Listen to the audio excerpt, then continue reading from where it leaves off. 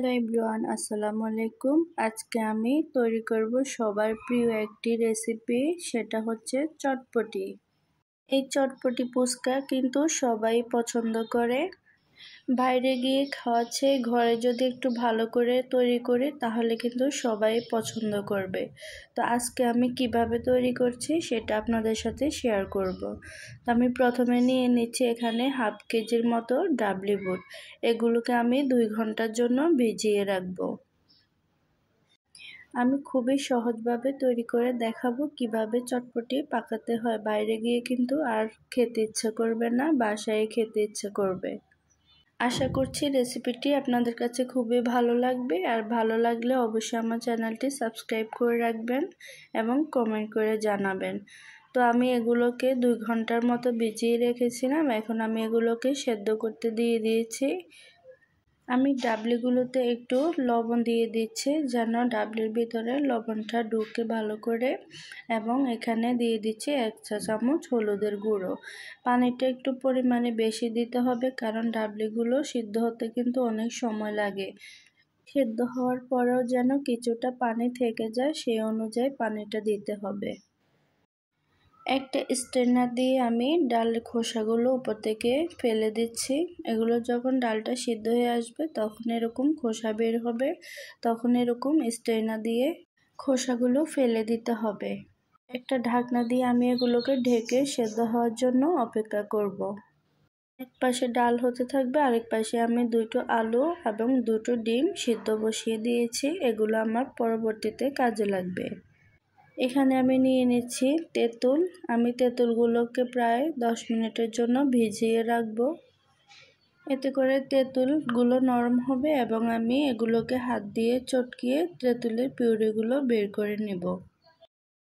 আমি হাত দিয়ে চটকিয়ে তেঁতুলের পিউরিগুলো বের করে নিচ্ছি। তেঁতুলের পিউরিটা নেওয়া হয়ে গিয়েছে। এখন আমি এগুলোকে একটা ছাঁকনি দিয়ে ছেঁকে নেব। আমি একটু দেখিয়ে দিচ্ছি তেঁতুলের পিউরিটা কেমন হয়েছে। আমার কাছে মনে হচ্ছে তেঁতুলের পিউরিটা একটু ঘন হয়েছে। আমি এখানে একটু সামান্য পরিমাণ পানি দিয়ে এগুলোকে একটু পাতলা করে নেব। এখন আমি তেঁতুলের পিউরিটাকে রেডি করে নেব। আমি এখানে দিয়ে দিচ্ছি 1 চা চামচ বিট লবণ, চিলি ফ্লেক্স দিয়ে দিচ্ছি 1 চা চামচ, চিনি দিয়ে দিলাম 2 টেবিল চামচ, এবং কাঁচামরিচ দিয়ে দিচ্ছি 1 চামচ।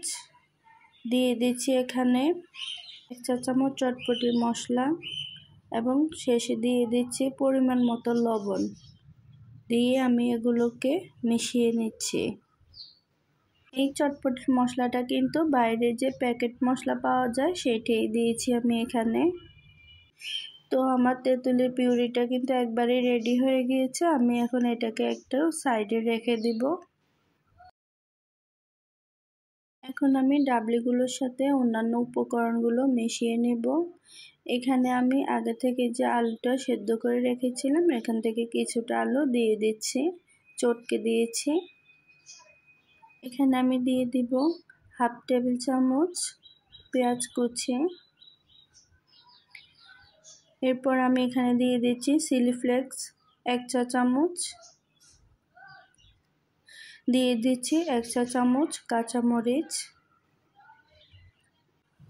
সেদ্ধ করা ডিম আমি এখানে দিয়ে দিচ্ছি একটা পুরো।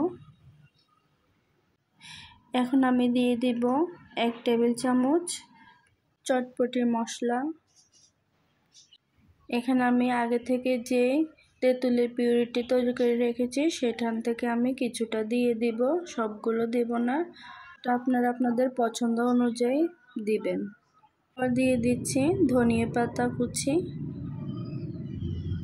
এবার সবগুলো উপকরণ আমি ভালো করে মিক্স করে নেব। আপনারা চাইলে ডাবলিটা যে হাঁড়িতে সেদ্ধ করেছেন সেখানেও একসাথে এই সব উপকরণ দিয়ে ভালো করে মিক্স করে নিতে পারেন। আমি আপনাদের সুবিধার জন্য এরকম করে একটা বাটিতে নিয়ে নিয়েছি। সব কিছু মেশানো হয়ে গেলে আমার চটপটিটা কিন্তু একদমই রেডি। এখন আমি এগুলোকে একটু পরিবেশন করে নেব। এই কাজটা করতে হবে একদম খাওয়ার ঠিক আগ মুহূর্তে।